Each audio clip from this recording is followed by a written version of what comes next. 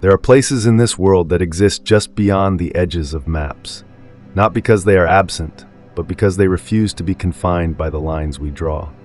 Shambhala is one such place, a kingdom woven from the threads of myth and whispered into existence by the longing of seekers across centuries.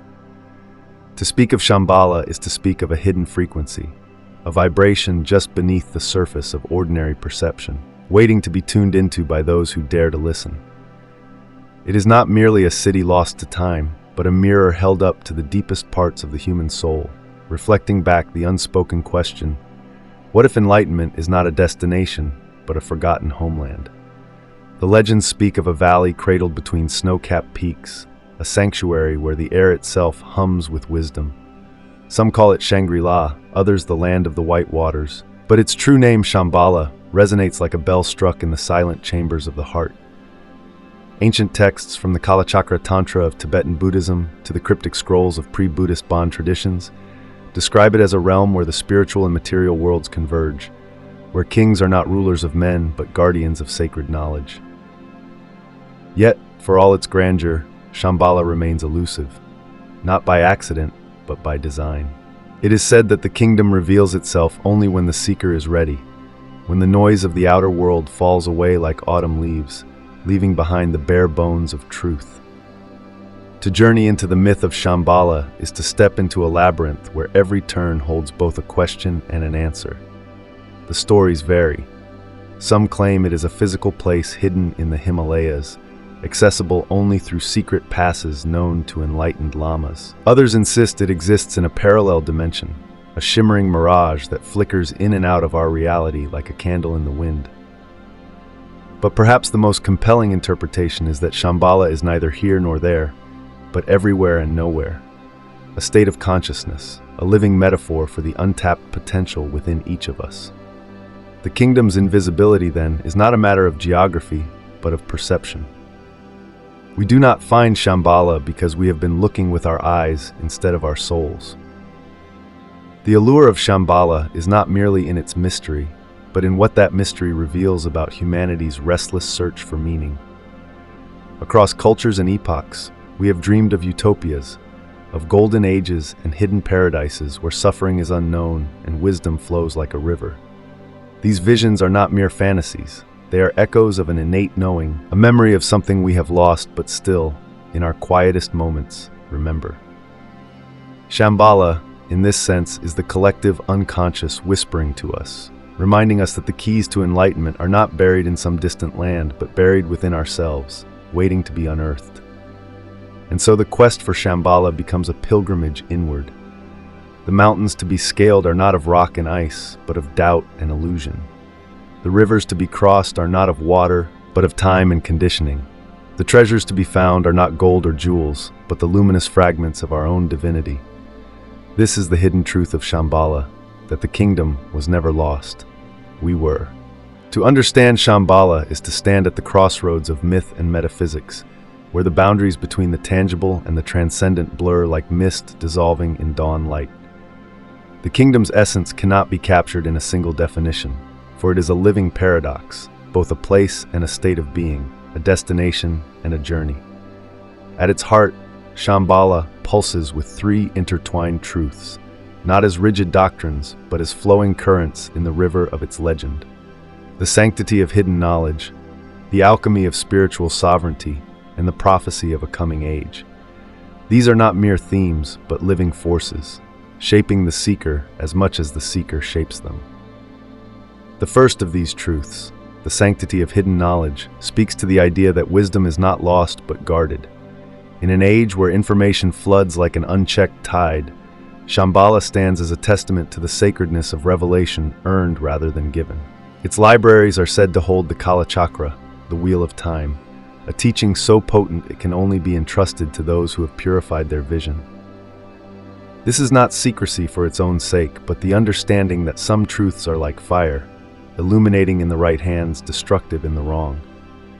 The guardians of Shambhala, whether envisioned as enlightened monarchs or ascended sages, are not hoarders of light but its stewards, ensuring that knowledge descends only into soil fertile enough to nurture it. The seeker who yearns for these truths must first become a vessel worthy of holding them. The second truth, the alchemy of spiritual sovereignty, unfolds like a lotus in the mind. Shambhala is often depicted as a kingdom where every citizen is a king or queen, not of land or subjects, but of their own consciousness. Here, rulership is not about dominion over others, but mastery of the self, a sacred autonomy where thought, word, and deed align like stars in a constellation. This is no passive utopia. It is a crucible where the dross of ego is burned away, leaving only the gold of awakened being. The legends whisper of trials and initiations, not as punishments but as forge fires, shaping the aspirant into one who can bear the weight of their own divinity.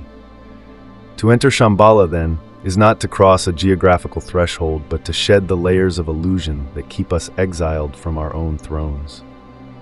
And then there is the third truth, the prophecy of a coming age. Woven through the tapestry of Shambhala's lore is the promise of a time when the hidden kingdom will emerge into the world, not as an invasion, but as a revelation. This is the era of the Kalki, the warrior king who will ride forth not with weapons, but with wisdom, restoring balance to a world drowning in shadows.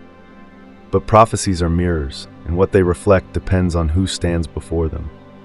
Is the Kalki an external savior, or is it the potential within each of us to rise as a sovereign of light?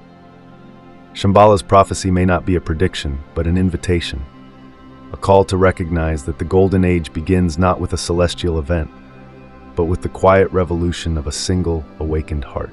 Beneath these three truths runs an even deeper current.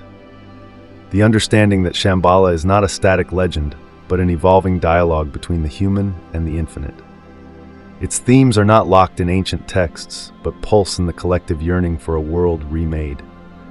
Every culture has its Shambhala, whether it is Avalon's Misty Isle, the Sufi's City of Brass, or the Hopi's Fifth World, because the human spirit knows in its bones that there is more to existence than what the eyes can see. These parallels are not coincidences, but clues, fragments of a grander pattern suggesting that Shambhala is less a location than a lodestar, guiding us home to ourselves. The stories woven around Shambhala are not mere tales to be told by firelight. They are living tapestries, rich with symbols that vibrate beneath the surface of conscious understanding. Like dreams that speak in the language of metaphor, these narratives pull us into a realm where every image is a doorway, every allegory a key waiting to turn in the lock of perception. To walk through them is to engage in an ancient form of alchemy, where the lead of literal meaning is transmuted into the gold of revelation. Consider the tale of the blind sage who sought Shambhala, guided only by the sound of a celestial bell ringing from the heart of the mountains.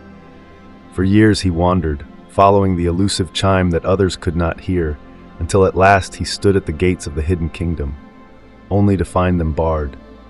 "Why?" he cried. "After so long a journey, am I denied entry?"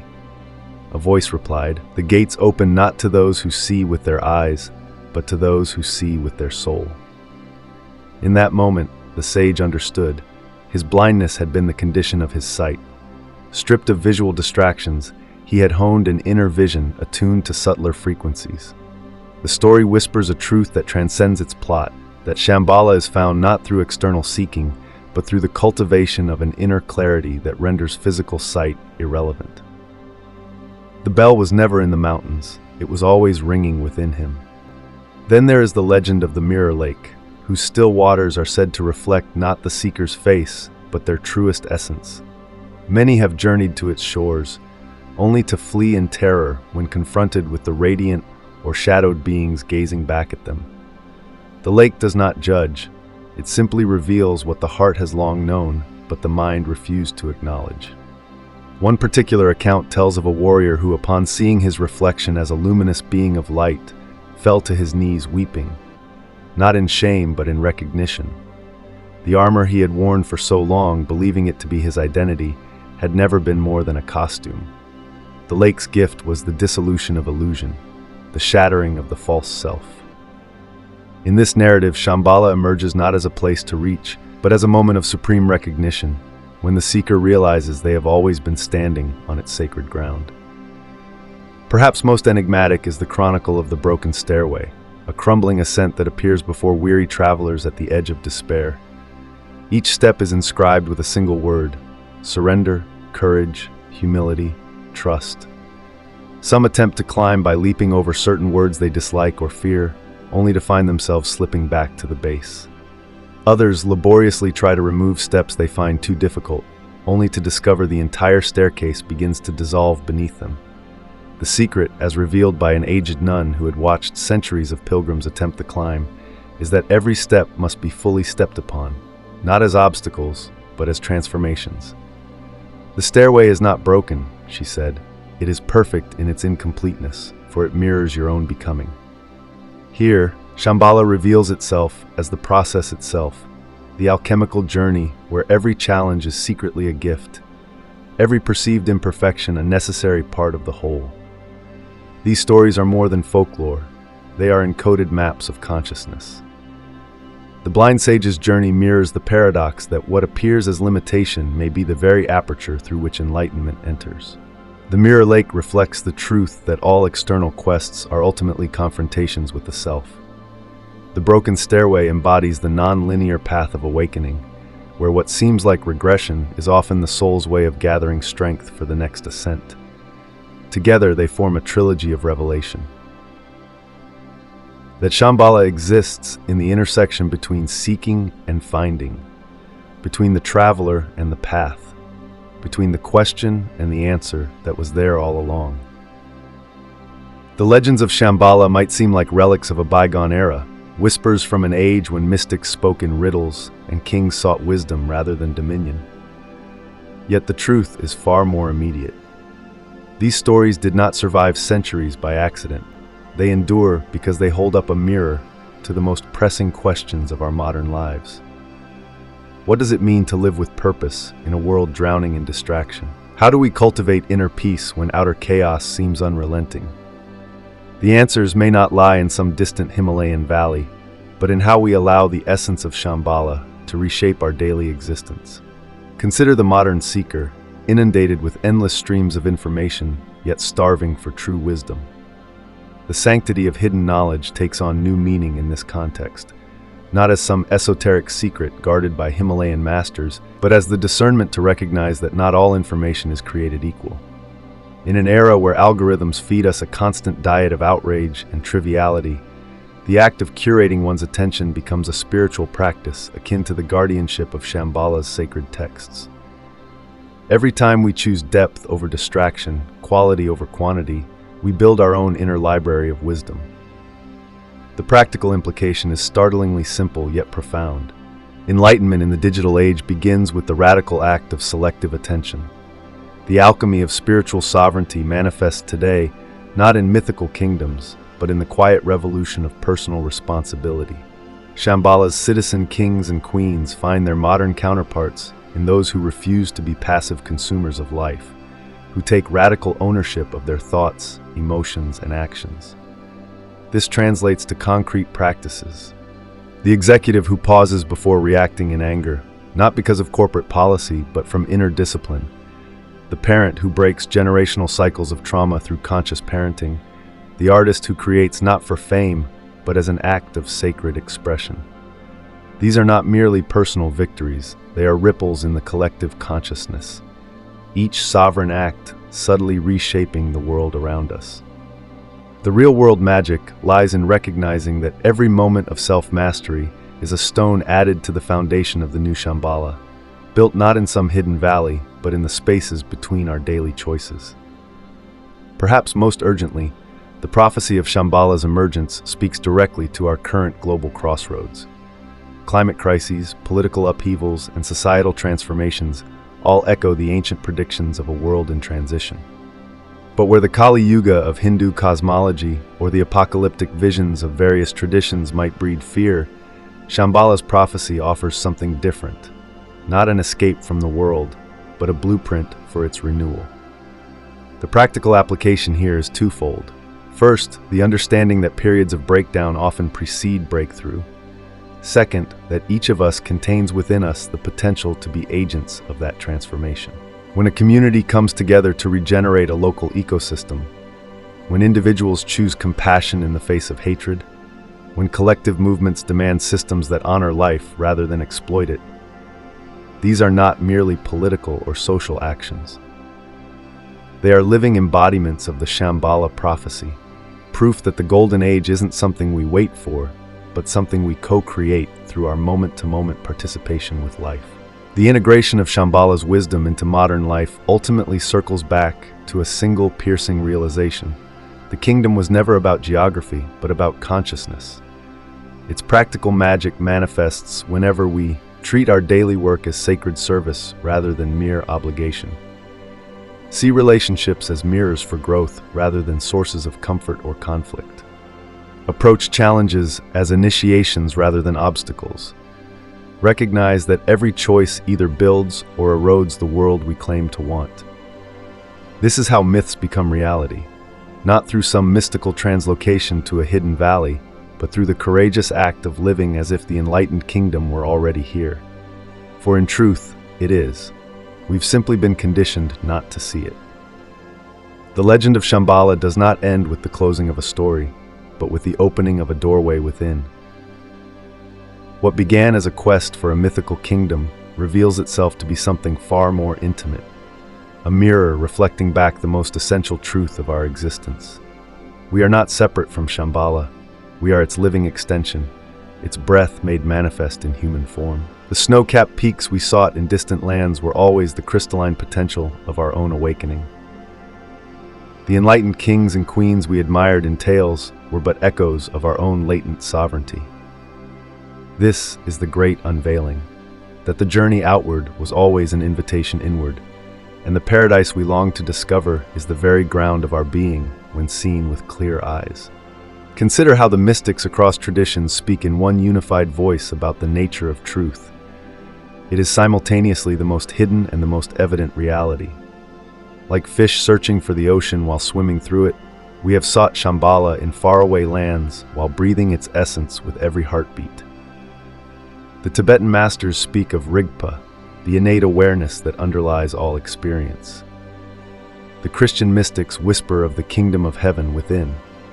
The Sufi poets sing of the beloved who was never separate from the lover. All these paths converge on the same startling realization. Enlightenment is not an achievement, but a remembrance, not an acquisition, but a homecoming. Yet this is not a call to passive acceptance, but to radical participation.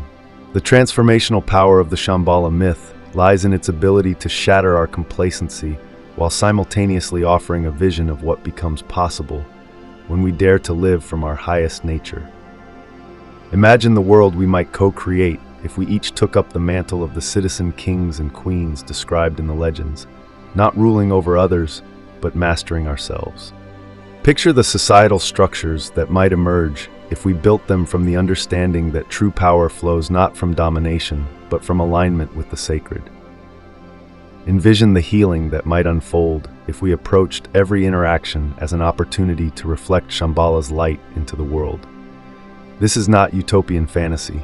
It is the most practical blueprint for our survival and evolution. The call of Shambhala in this modern moment is both timeless and urgently timely. As our world stands at the precipice of ecological, social, and spiritual reckoning, the ancient prophecy takes on new resonance. The kingdom will emerge when the need is greatest, not as cavalry arriving from beyond the mountains, but as the collective awakening of humanity to its own divine potential. Each time we choose love over fear, wisdom over reactivity, service over selfishness, we become living embodiments of that prophecy. The Golden Age is not some distant future. It is the present moment seen through the eyes of awakened perception. So let us lay down the maps that lead to nowhere and instead become cartographers of the soul. Let us cease searching for enlightened beings and instead embody the enlightenment we seek. The gates of Shambhala stand open before you, not in some distant realm, but in the space between thoughts, in the pause before speech, in the depth behind every glance. Walk through. The kingdom has been waiting for you to remember that you are, and have always been, its rightful heir.